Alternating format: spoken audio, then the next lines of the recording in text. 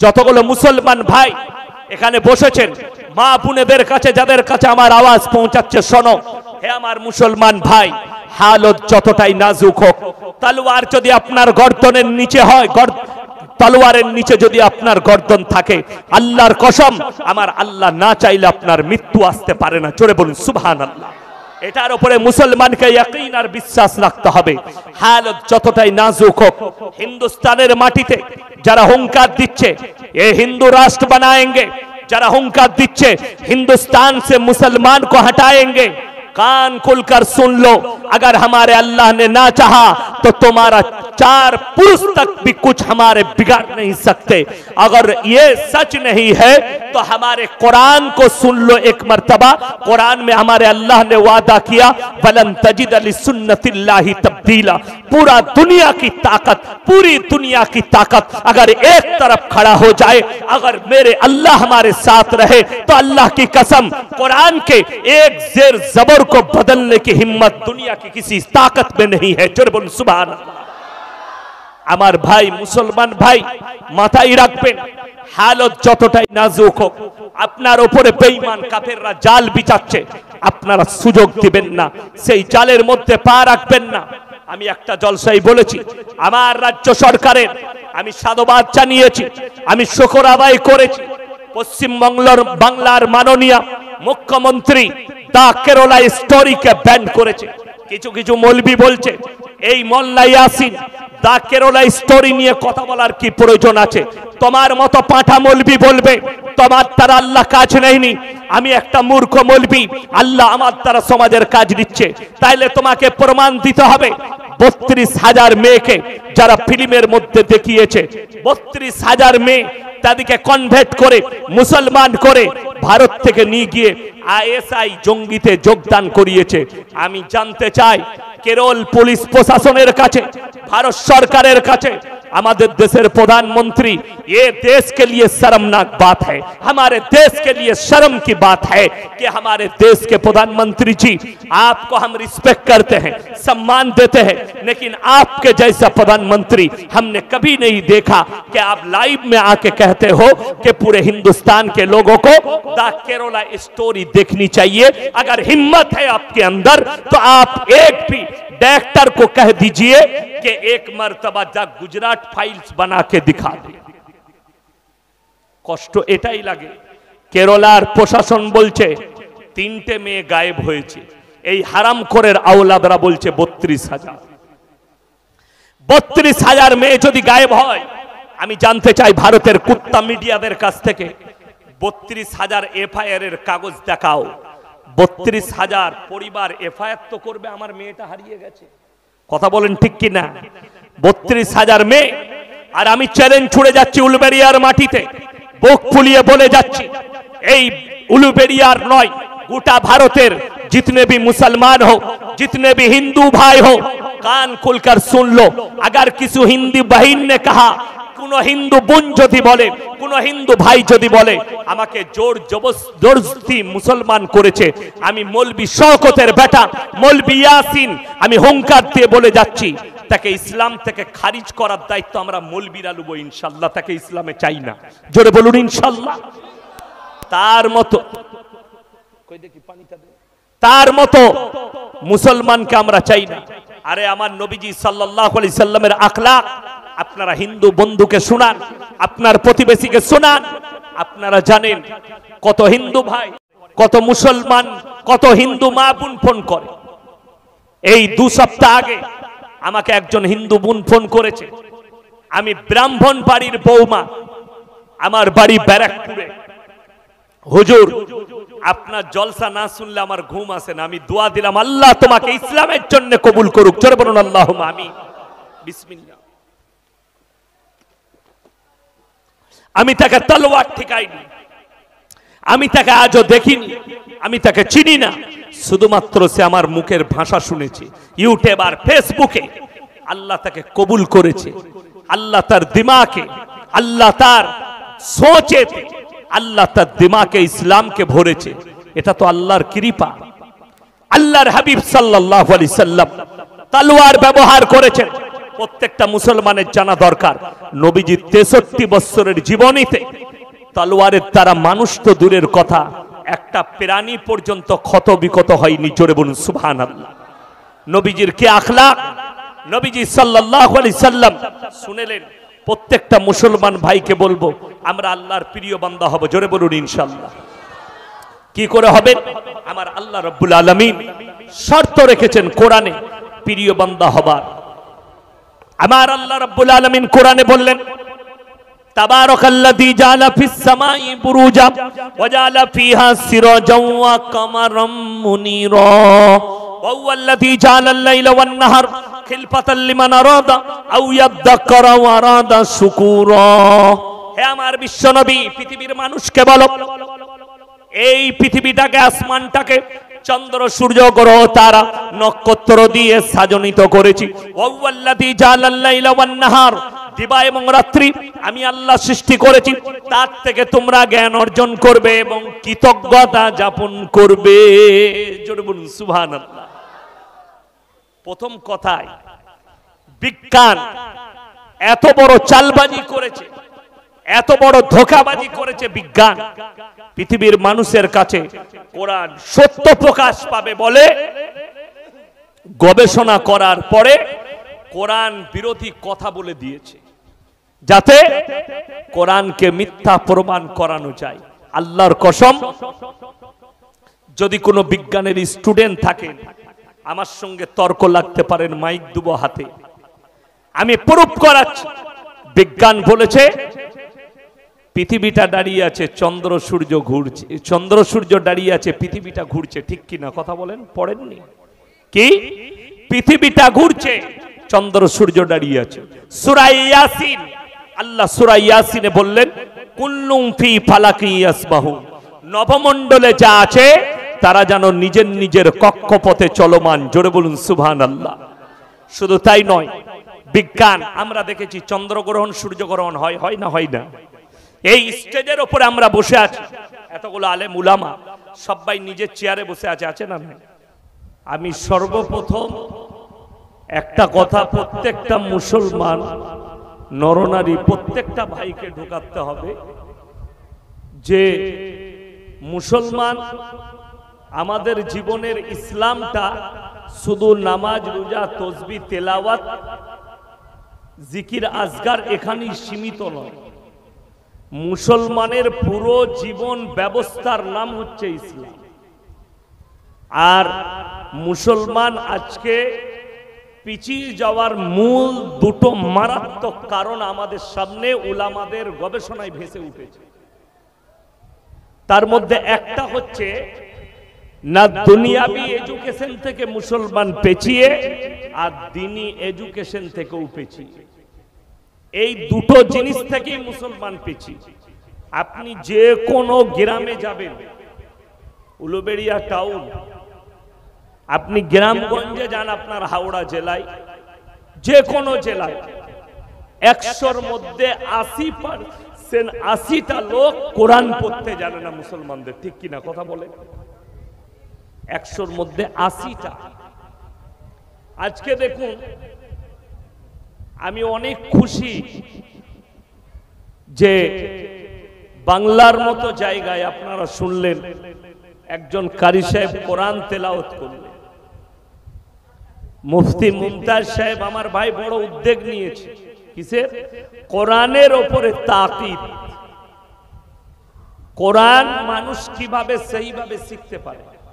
আমি যখন আমার প্রথম জীবনে কাফলেতায় যাই, কারি ইসমাইল বিসমিল্লাহর মাদ্রাসায়, আমাদিকে গুজরাটিরা কি বলে রাগাত জানেন? আরে বাঙালি, ফাজ কুরুনি আজ কুরুকুম ওয়াস কুরুলি ওয়ালা তাকফুরু। হ্যাঁ, বিশ্বাস করুন, এটা বলে রাখা। কিন্তু আল্লাহর কৃপায় যখন আমরা সেখানে পড়তে লাগলাম, মেহনত করলাম, আমাদের সঙ্গে কোরআন পড়াতে গুজরাটি বিহারিরা পেছিয়ে গেল। জোরে বলুন সুবহানাল্লাহ। কেন? মেহনত এমন একটা জিনিস। আজকে মুসলমান মার খাচ্ছে, তার একটাই কারণ, না এডুকেশন আছে, না দ্বীনি শিক্ষা আছে আপনার কাছে। যার কারণে যে জাতির কাছে শিক্ষা নেই তাকে নিয়ে খেলা করা খুব সহজ, তাকে নিয়ে সবাই খেলা করতে পারবে। আপনাদিকে বুদ্ধিজীবী মানুষ আছে, জ্ঞানীরা আছে, আর উলুবেড়িয়া তো ডাক্তারখানার ফ্যাক্টরি, নার্সিংহোমের ফ্যাক্টরি। কি বলবো, সকলকে আমি আজকে দিয়ে যাব ওষুধ, ডাক্তাররা ওষুধ দেয়, আমার ওষুধ আবার আলাদা ওষুধ, মহলম লাগাবার জায়গা থাকবে না। দেখুন, এডুকেশন না থাকলে আমাদের রাজ্যে সব থেকে পিছিয়ে পড়া জাতি যারা, তারা হচ্ছে আদিবাসী। যেটা বেশি আছে কোথায়? বাঁকুড়া, পুরুলিয়া, ঝাড়খণ্ড, মেদিনীপুর। আমাদের রাজ্যে 3টে জেলায় বেশি আছে আদিবাসী, বাঁকুড়া, পুরুলিয়া, মেদিনীপুর, ঝাড়গ্রাম, এই এরিয়া। আমি কোন রাজনৈতিক বক্তা নই, আমি খালি আপনাদেরকে দিন বুঝাচ্ছি, ওই জন্য আমাকে মিসাল দিতে হচ্ছে, বলতে হচ্ছে। মেদিনীপুরের খড়গপুরে একটা যে কোনো রাজনৈতিক দলের মিটিং হয়েছে, সেখানে দুটো আদিবাসী মেয়ে ঝান্ডা নিয়ে গেছে। দুজন মিডিয়াওয়ালা জিজ্ঞেস করছে, কার মিটিং এ এসছিস, তুমি কার মিটিং এ এসছো? সে এসছে একটা দলের, নাম করছে আর একটা দলের। তাকে জিজ্ঞেস করছে, কেন এসছিস? বলে 500 টাকার বিরিয়ানির প্যাকেট দিবে। কথাটা বুঝতে পেরেছেন আমার? আমি গুদা বাংলায় বলছি, 500 টাকা আর বিরিয়ানির প্যাকেট দিবে।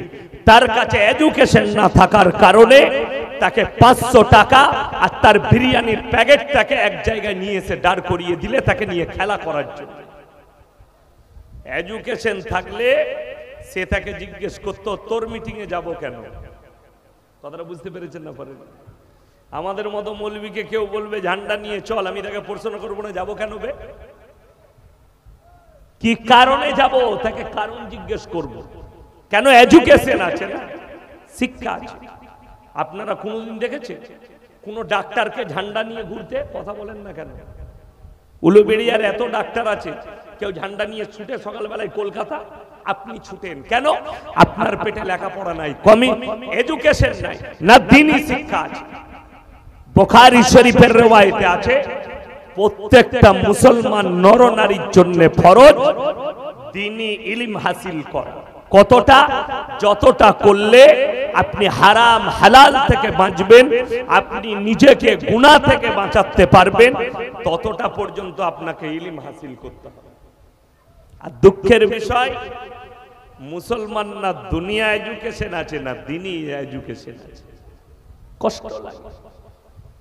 আমি সেদিনে বীরভূমের একটা জলসায় ছিলাম, সামনে একটা ছেলে বসে আছে, এই আপনাদের মতো ছোট মজমা নয়, কয়েক হাজারের মজমা।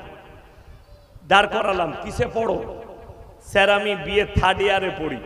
মাশাআল্লাহ, আলহামদুলিল্লাহ।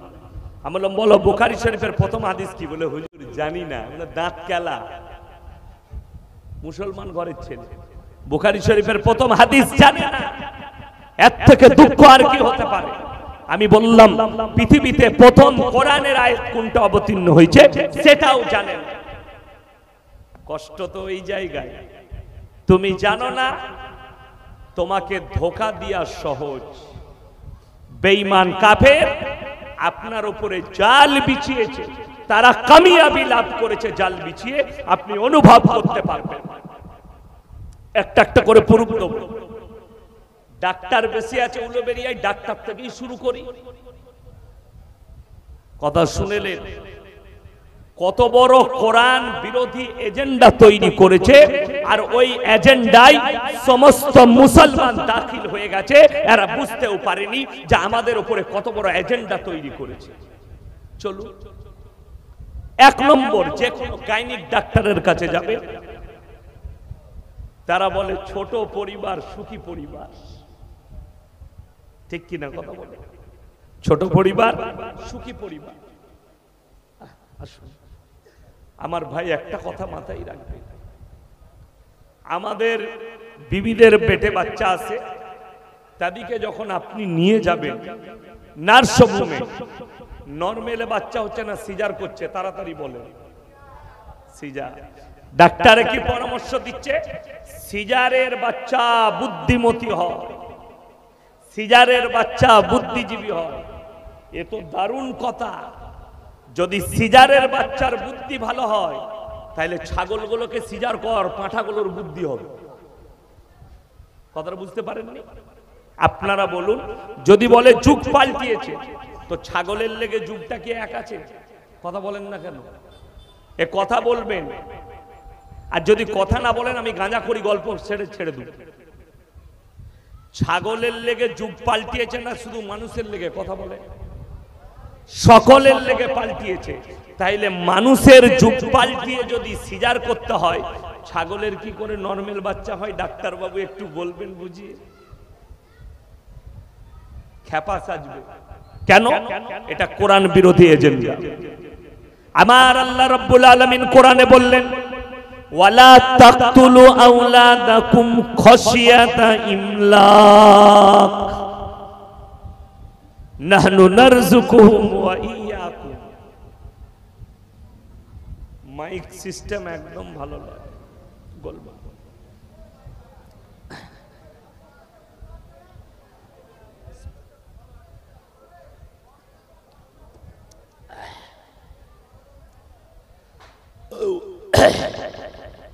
ওয়ালা তাকতুলু আওলাদাকুম খাশিয়াতা ইমলাক নাহনু নারযুকুহুম ওয়া ইয়্যাকুম। হে আমার নবী, পৃথিবীর মানুষকে বলো তারা যেন দরিদ্রতার ভয়ে তাদের আওলাদকে কতল না করে। এরা বলছে দুটোর বেশি বাচ্চা লিও না। তোরা আইন আনবে কি? ডাক্তাররা তো আইন পাশ করিয়ে দিয়েছে, সিজার না হলে বাচ্চা হবে না, তো দুটোর বেশি তো বাচ্চা এমনি হবে না। কথা বলে দুটো সিজার, দুটো বাচ্চা। ডাক্তারে বললে তৃতীয় বাচ্চা নিলে তোমার স্ত্রী মারা যাবে, বন্ধ। দুটোর বেশি বাচ্চা নিতে পারবে। ডাক্তারের পরামর্শ, 4টা 5টা বাচ্চা নিলে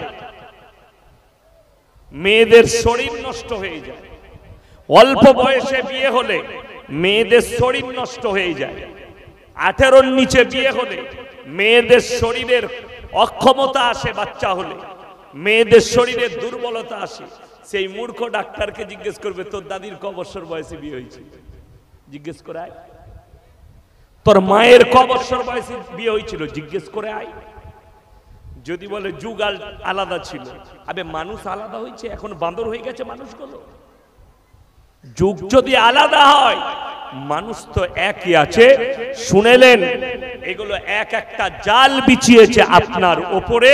আপনার কাছে দ্বীনি ইলম না থাকার কারণে তারা কামিয়াবি লাভ করেছে।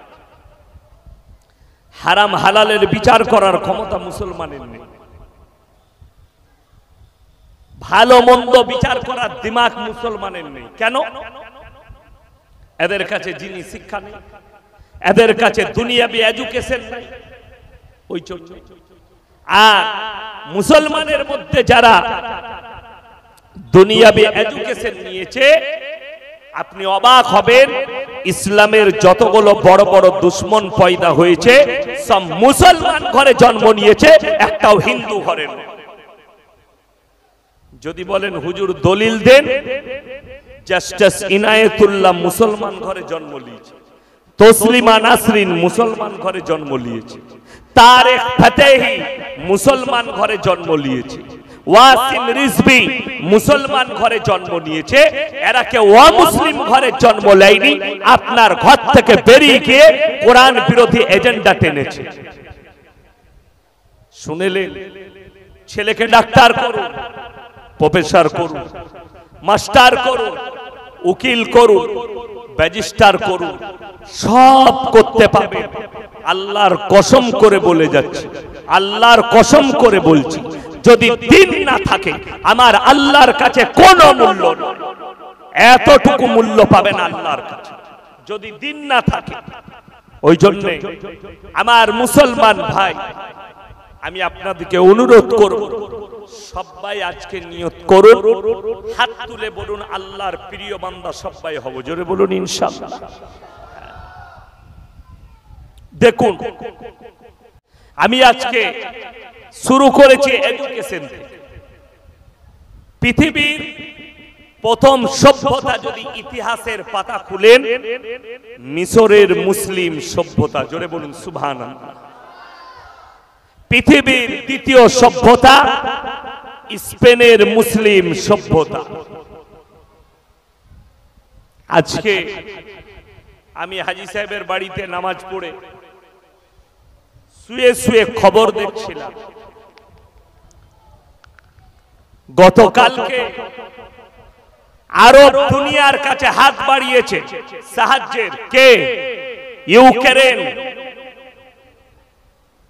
যে যা হোক করে রাশিয়াকে বুঝাও সে যেন যুদ্ধ বন্ধ করে দেয়। আমার দেশের অবস্থা খুব খারাপ, মুসলিম রাষ্ট্ররা এগিয়ে এসো, আমাকে বাঁচাও। যে ইউক্রেন যুদ্ধ করার জন্য সিরিয়ায় হাজার হাজার শিশু মারা গেছে, সৈন্যও দিয়েছে, অস্ত্রও দিয়েছে আমেরিকা। আজকে তাকে আল্লাহ ঘুটনায় ঠেকিয়ে দিয়েছে। মুসলমান অনুরোধ করে যাব, যারা কোরআন জানি না আজ থেকে কোরআন শিক্ষা লব। জোরে বলুন ইনশাআল্লাহ। 80% নয়, প্রত্যেকটা মুসলমান নরনারীকে কোরআন পড়তে হবে, কোরআন পড়া ফরজ। প্রত্যেকটা মুসলমান নরনারীকে দিনের উপরে প্রতিষ্ঠিত হবে। আজকে দেখুন ভারতের মাটিতে বেশিরভাগ মুসলমান আছে কিনা এটাও সন্দেহ। যদি বলেন হুজুর আপনি তো দারুণ কথা বললেন, হ্যাঁ আমি কথাটা বললাম, আমার কাছে প্রুফও আছে, যুক্তিও আছে, সব আছে যে ভারতে 80% মুসলমান, এরা মুসলমান আছে কিনা এটাও সন্দেহ আছে। কেন বললাম? আপনার উলুবেড়িয়ায় প্রমাণ দেব। মুসলমান মদ পান করে না? করে না? কথা বলে করে। সে কখনো মুসলমান হতে পারে? যে মুসলমান গাঁজা খায়, পাপ কাজ করে, মিথ্যা কথা বলে, আমার নবীজি সাল্লাল্লাহু আলাইহি সাল্লাম বললেন যারা ইমানদার মুমিন হবে তারা মদকে স্পর্শ করবে না। তুমি শখের সঙ্গে মদ পান করো, তুমি শখের সঙ্গে পাপ কাজ করো। মুসলমান পাপ করে অথচ মনে করে কি জানেন, আমি ক্ষমা চেয়ে নেব, ক্ষমা হবে। শুনেলেন, ক্ষমার দুটো রাস্তা। ক্ষমার কটা রাস্তা বললাম? দুটো। একটা হচ্ছে আল্লাহর কাছে আপনি ক্ষমা চাইলেন, আল্লাহ আমি আর জীবনে এই পাপ করব না, না জানতে করে ফেলেছি। অবশ্যই আল্লাহ ক্ষমা করবেন। কেন ক্ষমা করবেন? কোরআন শোনায় আপনাদেরকে, সূরা ফুরকান, ইল্লা মান তাবা ওয়া আমানা ওয়া আমিলা আমালান সলিহা ফাউলাইকা ইউবাদদিলুল্লাহু সাইয়্যাতিহিম হাসানাত ওয়া কানাল্লাহু গফুরার রহিমা। আওয়াজ টেনে দিচ্ছে, মাইক করেছো, পানিটা দেন। কালকে 3 ঘন্টা বয়ান করেছি, কিচ্ছু না।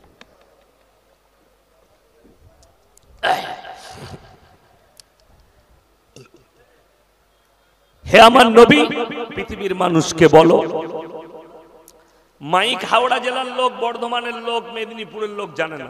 জলসার মাইক মুর্শিদাবাদ, নদিয়ায় শিখে আসতে হবে। এগুলো ড্যান্স করা বক্স, জলসা করানো, এগুলো বুগি বুগি ড্যান্স হয়, এগুলোতে জলসা করা হয়। ও তো আওয়াজ দিতেই পাচ্ছে না, আর আপনারা নিতেই পারবেন না। ওই জন্য ওয়াল বক্স দিতে হয়, ওয়াল বক্স। ছোট ছোট বক্স থাকবে। যাই হোক, সূরা ফুরকানে আল্লাহ বললেন, হে নবী বলো, কেউ যদি পাহাড়ের মতো পাপ করে, সে যদি ইস্তেগফার করে, তওবা করার মতো তওবা করে, আমার কাছে ফিরার মতো ফিরে আসে, আমি আল্লাহ তার পাহাড়ের মতো গুনাহগুলো ক্ষমা করে দেব। জোরে বলুন সুবহানাল্লাহ। কিন্তু শুনেন, আপনি তওবা করলেন, আল্লাহ আমি জীবনে মদ পান করব না। আবার তুমি চিন্তা করলে 2 মাস 3 মাস নামাজ পড়লে, আবার চিন্তা করলো দুস, আবার চালিয়ে দিই, যা হবে হবে, আবার ক্ষমা চেয়ে নেব। তার নাম হচ্ছে জ্ঞান পাপী। যে জেনে শুনে জিদ করে পাপ করবে তার পাপ ক্ষমা হবে না। জিদ করে, কোরআনে আছে আল্লাহর কাছে সবথেকে বড় পাপ শিরকের পাপ। আল্লাহ ব্যতীত অপরকে বিশ্বাস করা রব হিসাবে, আল্লাহ ব্যতীত অপরকে ভালো মন্দের মালিক মনে করা, এর থেকে বড় শিরক আর কিছু নাই। আল্লাহ কোরআনে বললেন ইন্না শিরকা লাযুলমুন আযীম। আমি ইচ্ছা করলে সব গুনাহ ক্ষমা করব, কেউ যদি জেনে বুঝে শিরক করে সেই গুনাহ ক্ষমা হবে না। কেউ যদি জেনে বুঝে করে, দেখুন একটা অমুসলিম ভাই সারা জীবন শিরক করেছে, সারা জীবন সে শিরক করেছে, পাপ করেছে, সে না জানতে করেছে, কালমা পড়ে ঈমান আনবে, মুসলমান হবে, তার সব গুনাহ বিগত আল্লাহ মাফ করে দিবেন। জোরে বলুন সুবহানাল্লাহ। কিন্তু পরবর্তীতে সে যদি আবার শিরক করে, আল্লাহ ব্যতীত অপরকে উপাস্য রূপে গ্রহণ করে, তখন কিন্তু আমার আল্লাহর ক্ষমা করবেন না। তুমি জেনে শুনে শিরকের পাপ করেছো।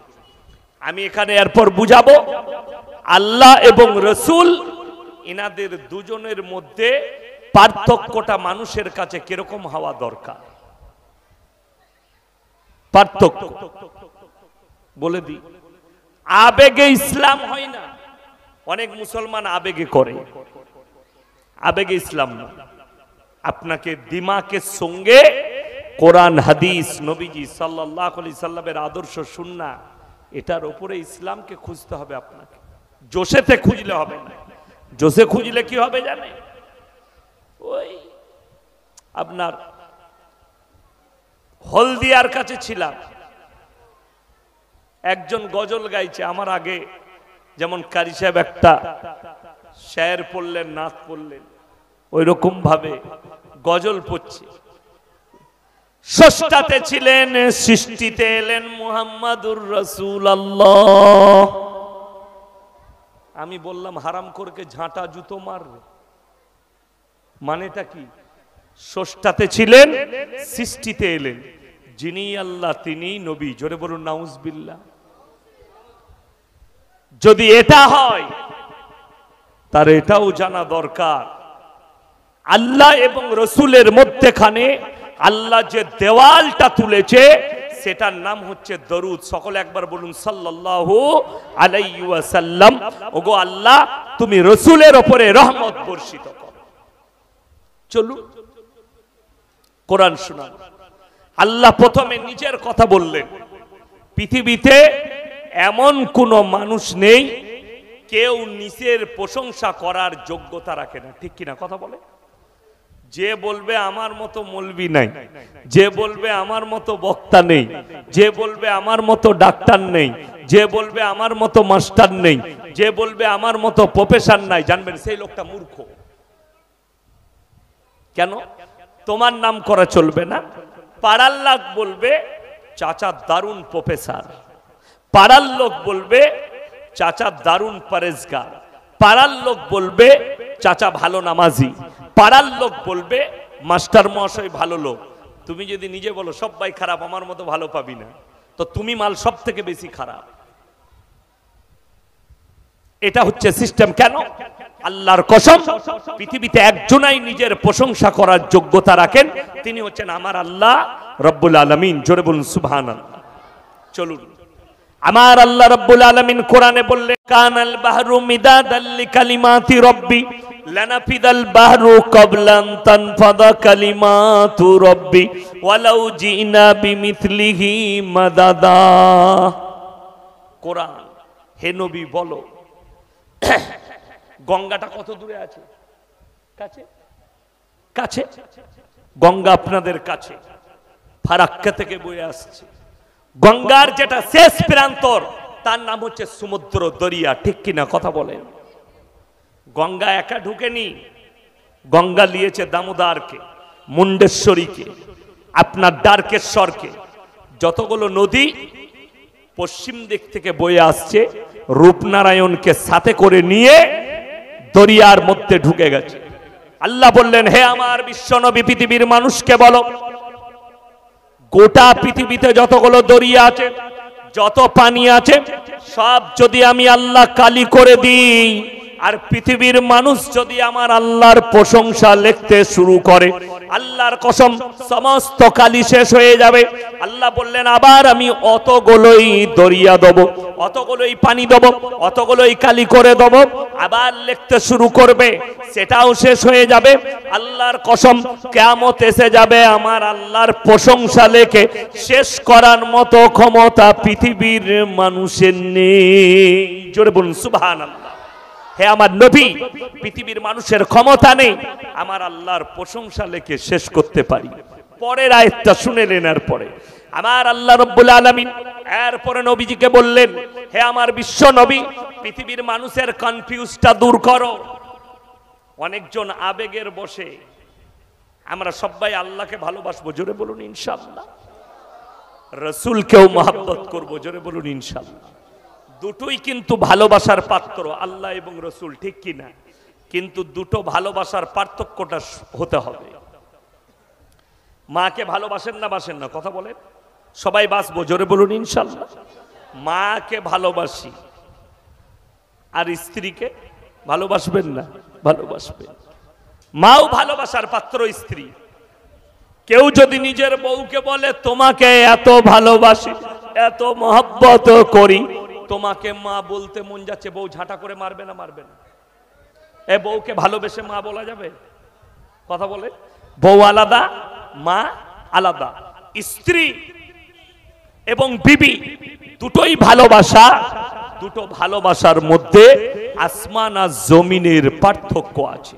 চলুন একটু কোরআনে চলুন। এরপরে আল্লাহ এবং রসুলের মধ্যে পার্থক্যটা আল্লাহ কোরআনে বললেন। হে আমার বিশ্বনবী, তুমি পৃথিবীর মানুষকে বলো, কুল ইন্নামা আনা বাশারুম মিসলুকুম ইউহা ইলাইয়া আন্নামা ইলাহুকুম ইলাহুন ওয়াহিদ ফামান কানা ইয়ারজু লিকা রাব্বিহি ফালইয়ামাল আমালান সালিহান ওয়ালা ইউশরিক বিইবাদাতি রাব্বিহি আহাদা। হে আমার বিশ্বনবী, পৃথিবীর মানুষকে বলে দাও, আমি তোমাদের মতোই একজন মানুষ। আল্লাহ আমাকে ওহী পাঠিয়েছেন, আল্লাহ আমাকে বিশেষ মর্তবা দিয়েছে, তোমাদিকে দেয়নি। আল্লাহ আমাকে নবী করে পাঠিয়েছে, তোমাদিকে করেনি। আল্লাহ আমাকে মুআজিজা দিয়েছে, তোমাকে দেয়নি। তোমরা আল্লাহর সঙ্গে কেউ কি শরীক করো না। তোমরা যে আল্লাহর ইবাদত করো, আমি আল্লাহর হাবিব সে আল্লাহর ইবাদত করি। জোরে বলুন সুবহানাল্লাহ। নবীজি বললেন, তোমরা যে আল্লাহর ইবাদত করো, সে আল্লাহর ইবাদত আমিও করি। কেউ কেউ বলছে এটা নবীজি বেঈমান কাফেরকে বলেছেন। বেঈমান কাফের আল্লাহর ইবাদত করে? কথা বলেন না। এটা আল্লাহ গোটা পৃথিবীর মানুষের জন্য প্রযোজ্য করেছে, যাতে কেউ রাসূলকে আল্লাহর আসনে না বস করিয়ে দেয়, আল্লাহর রাসূলকে আমার অংশীদার না বানিয়ে দেয়, শিরকের মধ্যে লিপ্ত যাতে না হয়। চলুন, আমি হুগলি ডিস্ট্রিক্টে একটা গ্রামে জলসা করতে গেছি। এরকম, এটা ঈদগাহ নাকি? ঈদগাহ। ঈদগাহর ভেতরে জলসা। তো স্টেজে গেলাম, স্টেজের পাশে একটা বড় বট গাছ, গাছের গোড়ায় দেখছি গাদা ঘোড়া রাখা আছে, মোমবাতি রাখা আছে। আমি বললাম, হ্যাঁ গো, তোমরা এই হিন্দু ভাইদের জায়গায় এরকম জলসা করছো? বললে, হুজুর না, হিন্দুদের লয়, এটা আমাদের। আমি বললাম, তোরা কবে থেকে পুজো শুরু করলি বে? কথাটা বুঝতে পারেন? বলে, হুজুর আমাদের। আপনারা বলুন, আমাদের দেশের মুসলমান এত ভালো, হিন্দু ভাইরা দুর্গার উপাসনা করলে তাদেরকে মুশরিক বলো, আর তুমি গাছতলায় ঘোড়া রেখে সিজদা করো, তুমি মুমিন। তোমার বিচারটা কত সুন্দর না? তুমি কবরে সিজদা করো, তুমি মুমিন, আর একজন ঠাকুরের কাছে সিজদা করে, সে কাফের মুশরিক। তোমার দিমাগটাকে ঠিক করো, বিচারটাকে ঠিক করো। তুমি গাছতলায় ঘোড়া রেখে সিজদা করলে তোমারটা জায়েজ। আর একটা অমুসলিম ভাই সে যদি ঘোড়া রেখে সিন্নি নিয়ে গিয়ে উপাসনা করে, তারটা কুফরি, তারটা মুশরিক, আর তোমারটা হালাল, তোমারটা নবীর সুন্নত। কোথা থেকে পেলে? আমার ভাই, আল্লাহ ব্যতীত, ওই জন্যে আমাদের দেশের মুসলমানকে আমার আল্লাহ কোরআনে বুঝিয়েছে, পৃথিবীর মানুষকে মাথা ঠোকার নাম ঈমান নয়। যারা ভাবছেন মাথা ঠুকেছি মানে আমি মুমিন, তার ভুল হয়েছে, সে বুঝতে পারেনি। আপনি যদি খালি না জেনে মাথা ঠুকেন, আপনার মাথা ঠুকাই হবে। কিয়ামতের দিনে দেখবেন ফাঁকা, কিছুই মাল নাই। কেন? তুমি তো শুধু শুধু মাথা ঠুকেছিলে, অন্য কিছু নয়। মাথা কে ঠুকে না? কেউ আগুনের কাছে ঠুকে, কেউ সূর্যের কাছে, কেউ চন্দ্রের কাছে, কেউ ঠাকুরের কাছে, কেউ গাছতলায়, কেউ কবরে, কেউ ঘোড়ার কাছে। যে যেখানে পারে মাথা ঠুকে। কেউ পূবে ঠুকে, কেউ পশ্চিমে ঠুকে। ঠিক কিনা কথা বলে? আমাদের দেশে, পৃথিবীতে একটা সম্প্রদায় আছে, তারা হচ্ছে শিয়া সম্প্রদায়। তারা কাঠের ওপরে সিজদা করে। আমি যখন লখনৌ ইরফানিয়ায় কিরাত পড়তাম, তো এখানে একটা বড় শিয়াদের মসজিদ ছিল। তো এশার পরে এই গরমের দিনে আমি রাতের বেলায় বের হতাম, লস্যি খেতে, জুস খেতে বের হতাম, রাত 10টার পরে, 11টার পরে। তো তাদের ইমামের সঙ্গে একদিন দেখা, মুলাকাত, সালাম দিলাম, উত্তর দিল না। বলে क्यों? बोले आप लोगों को सलाम के जवाब देना हमारे लिए पाप है। मतलब माशाल्लाह कितना अच्छा मुसलमान है। कष्ट। আমি বললাম ভাই आप जमीन में सिजदा क्यों नहीं करते? সে উত্তর দিলে আমরা জমিনে এই জন্য সিজদা করি না, আসমান আর জমিনের এমন কোন জায়গা নাই যেখানে শয়তান সিজদা করেনি। আমি বললাম মাশাআল্লাহ, খুব ভালো, এত পরেজগার, থাকিস কি করবে জমিনের ওপরে? আমি তাদেরকে বললাম তোমাদের লোক মরে গেলে কোথায় দাফন করো? নদীতে ফেলে দাও না পুড়িয়ে দাও? बोले हम लोग तो दफन करते हैं। हम लोग दफन करते, साला शैतान सिजदा किया वहीं दफन कर दिया तो शैतान उसको पकड़ नहीं लेगा। सिजदा करने में जमीन में दिक्कत है, लेकिन उसको डालने में दिक्कत नहीं। अबे अंदर डाल देगा तो शैतान और पकड़ लेगा उसको। हम लोग तुम्हारा बड़ा मौलवी से पूछ के आना। तो 2 বছর কিরাত পড়েছি, 2 বছরে সে মালকে আর খুঁজে পাইনি। আমাকে দেখলি এই দিকে এলে ওই দিকে ঘুরে পালা, খালি বলতাম মিলা, ও তো পাবে না। শুনেলেন? আপনাদিকে বুঝাই আমার ভাই, আল্লাহ তাআলা কোরআনে বললেন লাইসাল বিররু আন তুওয়াল্লু বুজুহাকুম কিবালাল মাশরিকি ওয়াল মাগরিব ওয়ালাকিন্নাল বিররা মান আমানা বিল্লাহ। হে আমার বিশ্বনবী, পৃথিবীর মানুষকে বলো, পূব কিংবা পশ্চিম দিকে মাথা ঠোকার নাম ঈমান নয়। প্রকৃত 1 নম্বর ঈমান হচ্ছে আল্লাহর উপরে বিশ্বাস। সবাই আনবো, জোরে বলুন ইনশাআল্লাহ।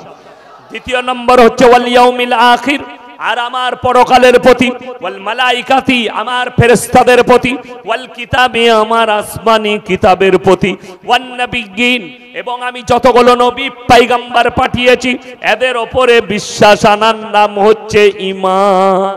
জোরে বলুন সুবহানাল্লাহ। ওই জন্য আমার জলসায় শুনতে পাবেন, আমি অনেক জলসায় বলেছি সবাইকে মুসলমান বলা যাবে না, মুসলমান ঘরে জন্ম নিলেও। কথাটা বুঝতে পেরেছেন? সবাইকে মুসলমান বলা যাবে না। যারা যুবক আছে, আমি একটা জলসায় বলেছি সালমান খানকে, তার পরিবারকে মুসলমান বলা যাবে না, মুশরিক। অনেক যুবকের রাগ হয়েছে, তু কেবে, তু বলার কেবে, গাল দিয়েছে ফেসবুকে, ইউটিউবে। তোকে কে দায়িত্ব দিয়েছে কে মুশরিক কে কি বলা? আল্লাহ ইলম দিয়েছে বলার জন্য। তোর মতো পাঁঠা করেনি আল্লাহ আমাকে, কোরআন হাদিসের জ্ঞান দিয়েছে। কোরআনে আছে আল্লাহ ব্যতীত কেউ যদি অপরের উপাসনা করে তারা মুশরিক। যদি বলেন প্রুফ কি আছে? সালমান খান গণেশের পুজো করে তার বাড়িতে। ঠিক বললাম না ভুল বললাম? হ্যাঁ, তার বাড়িতে করে, তার পরিবার করে, অর্থাৎ তাকে মুসলমান বলা যাবে না। নাম মুসলমান হলে মুসলমান লয়, সে যদি মুসলমান হয় তসলিমা নাসরিন কি দোষ করলো?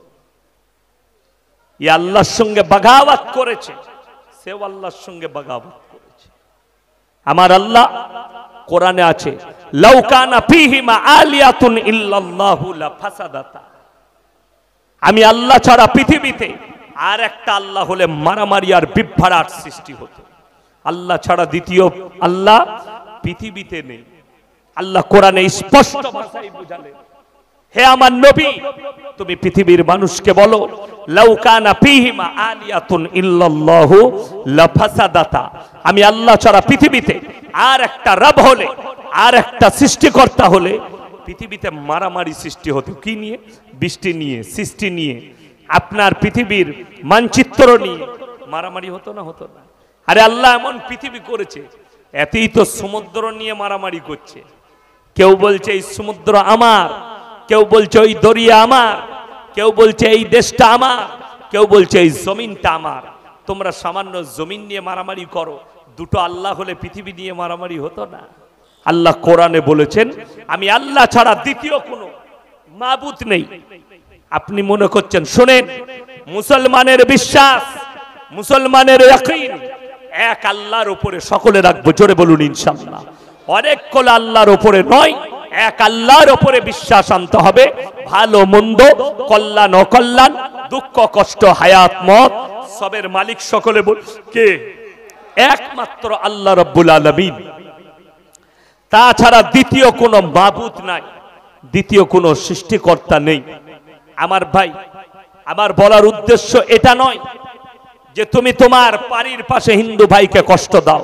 বুখারী শরীফের রওয়ায়েতে আছে, তোমরা ততক্ষণ পর্যন্ত মুমিন হতে পারবে না যতক্ষণ পর্যন্ত তোমার কাছ থেকে তোমার প্রতিবেশী সুরক্ষিত নয়। জোরে বলুন সুবহানাল্লাহ।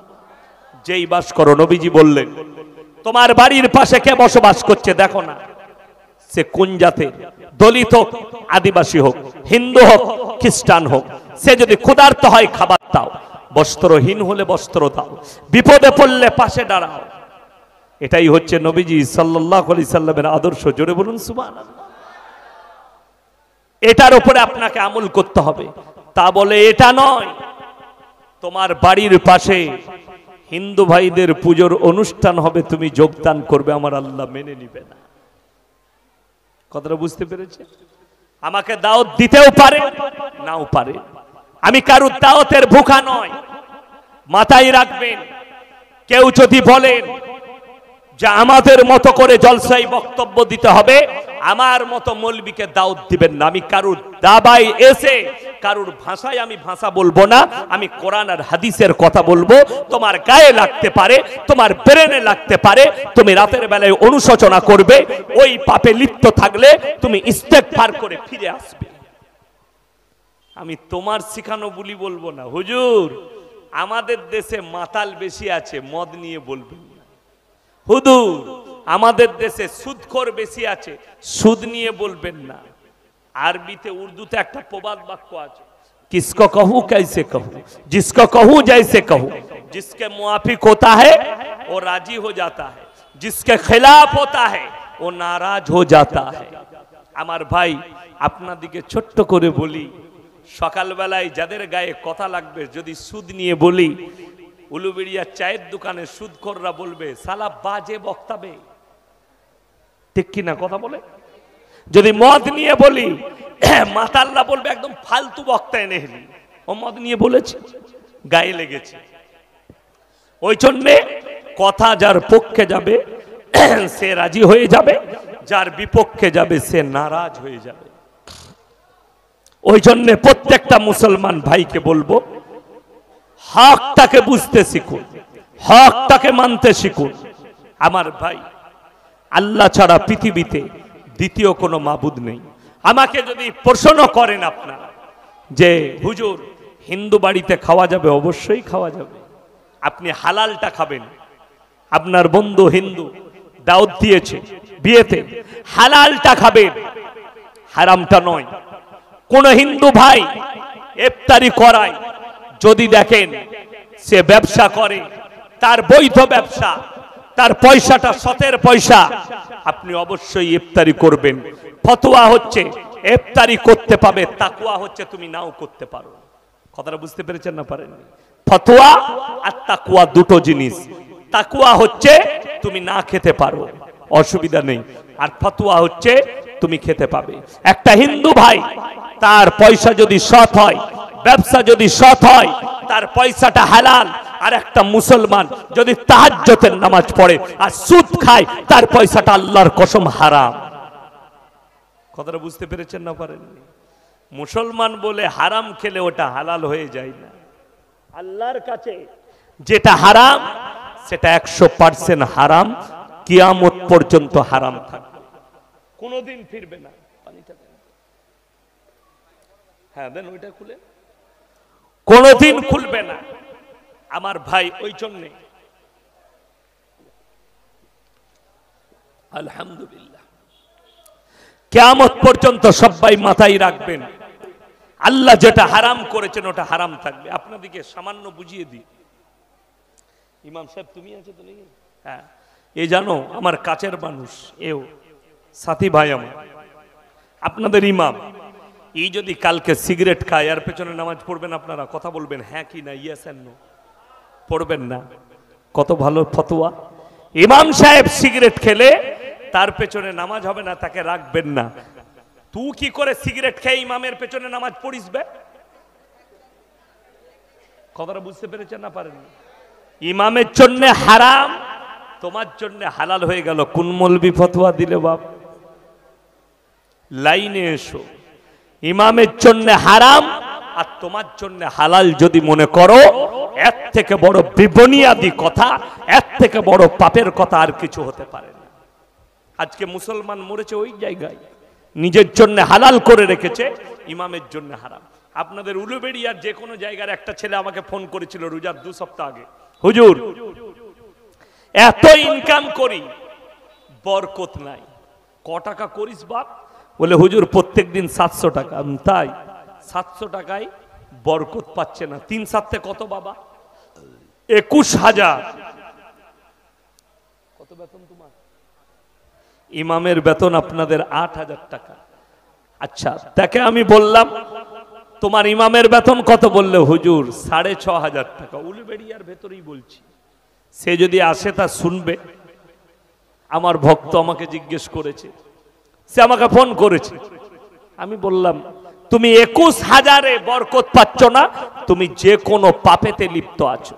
হয় সুদ খাও, তা না হলে গাঁজা খাও, তা না হলে মদ খাও, তা না হলে জুয়া খেলো, তা না হলে লটারি খেলো। বললে হুজুর আমি 5 ওয়াক্তের নামাজ পড়ি, তবে মাঝে মাঝে কখনো কখনো লটারিটা কাটি। আমাদের টাকা তো বরকত তো ওখানেই ঢুকিয়েছিস বে। তোমাকে যদি 21,000-এ লটারি কাটতে হয়, এই মৌলবীকে 8,000-এ কটা লটারি কাটা দরকার? কথাটা বুঝতে পারেননি? আমি আপনাদেরকে বুঝিয়ে যাই।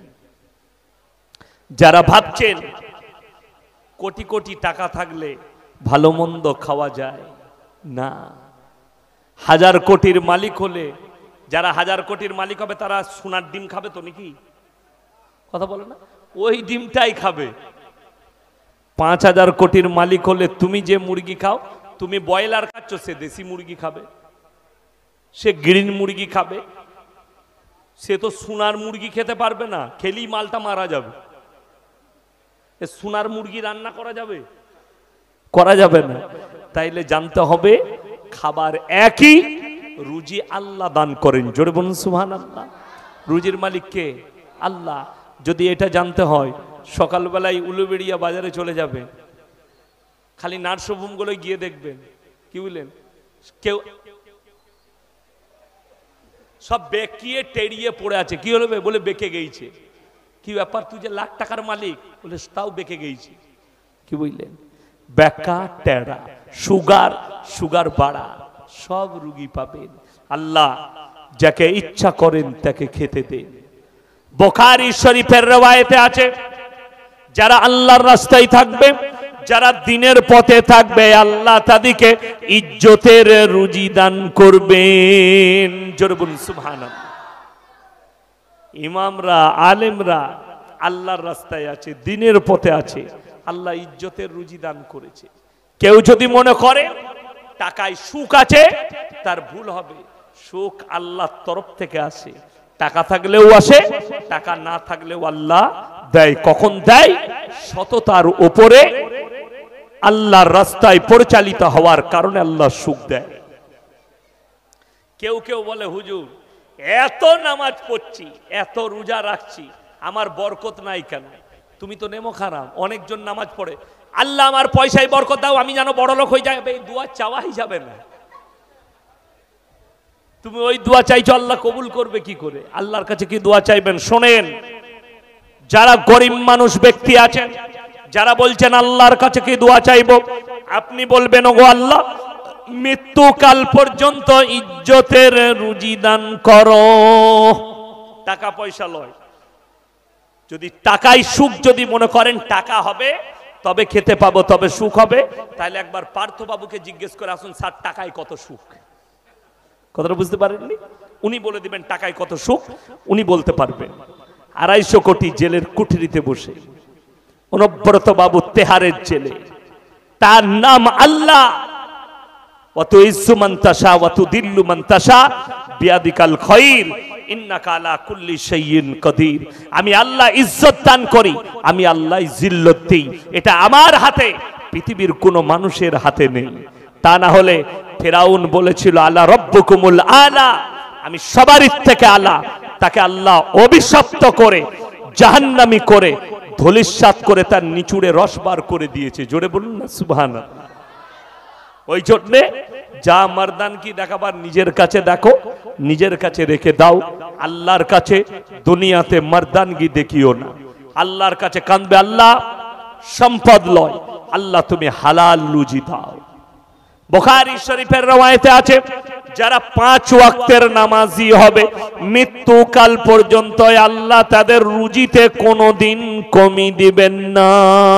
জোরে বলুন সুবহানাল্লাহ। হাত তুলে বলুন, নামাজ কে কে 5 ওয়াক্তের পড়বেন? হাত তুলেন তো, মাশাআল্লাহ।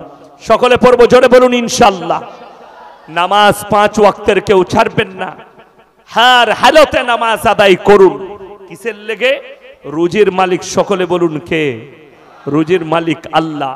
যদি এটা বিশ্বাস না হয়, কলকাতার পিজিতে চলে যান, বড় বড় নার্সিংহোমে যান, টাটা মেমোরিয়ালে যান, কারুর গলা দিয়ে পাইপ দিয়ে লিকুইড খাবার যাচ্ছে, কারুর পেটের নালিতে নালি কেটে পায়খানা থলিতে হচ্ছে, সে কখন পায়খানা হয় নিজেই জানে না। আল্লাহ এমন হালতে রেখেছে, আল্লাহকে চিনতে পারবেন। যদি একবার টাটা মেমোরিয়ালে ঢুকেন, চোখ দিয়ে দরদর করে পানি পড়বে। আমি আমার এক আত্মীয়কে দেখা করতে গিয়েছিলাম মুম্বাই টাটা মেমোরিয়ালে। সেখানে জানেন কত বাংলার মানুষ হাত ধরছে আর বলছে, হুজুর আমার লেগে দোয়া করবেন, আমি মনে হয় আর বেশি দিন বাঁচবো না। কেউ এসে হাত ধরছে, হুজুর আমার লিভারের ক্যান্সার, আমি কি বাঁচবো? কেউ এসে হাত ধরছে, হুজুর আমার পায়খানার রাস্তায় ক্যান্সার, হুজুর দোয়া করবেন, বাঁচবো কিনা জানি না। সবাই কাঁদছে, গিড়গিড়াচ্ছে। আল্লাহর কসম, তোমার টাকা, তোমার সম্পদ, তোমার মাল, তোমার দৌলত আমার আল্লাহর পাওয়ারের কাছে ফেলুয়া, আল্লাহর কাছে ফেলুয়া।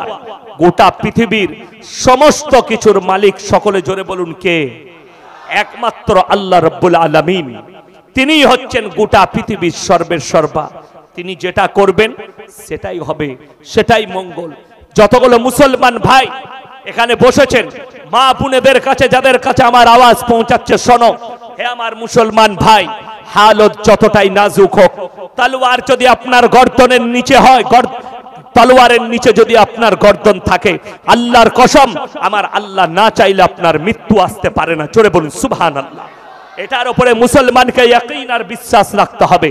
হালত যতটাই নাজুক হোক, হিন্দুস্তানের মাটিতে যারা হুঙ্কার দিচ্ছে এ হিন্দু রাষ্ট্র বানাएंगे, যারা হুঙ্কার দিচ্ছে হিন্দুস্তান সে মুসলমান কো হটাएंगे, कान खुलकर सुन लो, अगर हमारे अल्लाह ने ना चाहा तो तुम्हारा 4 पुरुष तक भी कुछ हमारे बिगाड़ नहीं सकते। अगर ये सच नहीं है तो हमारे कुरान को सुन लो एक मर्तबा। कुरान में हमारे अल्लाह ने वादा किया, वलन तजिद लिसुन्नतिल्लाहि तब्दीला। पूरा दुनिया की ताकत, पूरी दुनिया की ताकत अगर एक तरफ खड़ा हो जाए, अगर मेरे अल्लाह हमारे साथ रहे तो अल्लाह की कसम कुरान के एक जेर जबर को बदलने की हिम्मत दुनिया की किसी ताकत में नहीं है। जोर बोल सुभान अल्लाह। আমার ভাই মুসলমান ভাই মাথায় রাখবেন, হালত যতটাই নাজুক হোক, আপনার উপরে বেঈমান কাফেররা জাল বিছাচ্ছে, আপনারা সুযোগ দিবেন না, সেই জালের মধ্যে পা রাখবেন না। আমি একটা জলসায় বলেছি, আমার রাজ্য সরকারের আমি সাধুবাদ জানিয়েছি, আমি শুকর আদায় করেছি। পশ্চিম বাংলার মাননীয় মুখ্যমন্ত্রী দা কেরালা স্টোরিকে ব্যান করেছে। কিছু কিছু মৌলবি বলছে এই মোল্লা ইয়াসিন দা কেরালা স্টোরি নিয়ে কথা বলার কি প্রয়োজন আছে? তোমার মতো পাঁঠা মৌলবি বলবে তোমার দ্বারা আল্লাহ কাজ নেয়নি। আমি একটা মূর্খ মৌলবি, আল্লাহ আমার দ্বারা সমাজের কাজ নিচ্ছে, তাইলে তোমাকে প্রমাণ দিতে হবে। 32,000 মেয়েকে যারা ফিল্মের মধ্যে দেখিয়েছে, 32,000 মেয়ে তাদেরকে কনভার্ট করে মুসলমান করে ভারত থেকে নিয়ে গিয়ে আইএসআই জঙ্গিতে যোগদান করিয়েছে। আমি জানতে চাই কেরল পুলিশ প্রশাসনের কাছে, भारत सरकारेर काछे, हमारे देशेर प्रधानमंत्री, ये देश के लिए शर्मनाक बात है, हमारे देश के लिए शर्म की बात है कि हमारे देश के प्रधानमंत्री जी, आपको हम रिस्पेक्ट करते हैं, सम्मान देते हैं, लेकिन आपके जैसा प्रधानमंत्री हमने कभी नहीं देखा कि आप लाइव में आके कहते हो कि पूरे हिंदुस्तान के लोगों को द केरला स्टोरी देखनी चाहिए। अगर हिम्मत है आपके अंदर तो आप एक भी डायरेक्टर को कह दीजिए कि एक मर्तबा द गुजरात फाइल्स बना के दिखा दे। কষ্ট এটাই লাগে। কেরলার প্রশাসন বলছে 3টে মেয়ে গায়েব হয়েছে, এই হারামখোরের আওলাদরা বলছে 32,000। 32,000 মেয়ে যদি গায়েব হয়, আমি জানতে চাই ভারতের কুত্তা মিডিয়াদের কাছ থেকে 32,000 এফআইআর এর কাগজ দেখাও। 32,000 পরিবার এফআইআর তো করবে আমার মেয়েটা হারিয়ে গেছে, কথা বলেন ঠিক কি না? 32,000 মেয়ে। আর আমি চ্যালেঞ্জ ছুড়ে যাচ্ছি উলুবেড়িয়ার মাটিতে, বুক ফুলিয়ে বলে যাচ্ছি, এই उलूबेड़ियार नय गोटा भारतेर जितने भी मुसलमान हो, जितने भी हिंदू भाई हो, कान खुलकर सुन लो।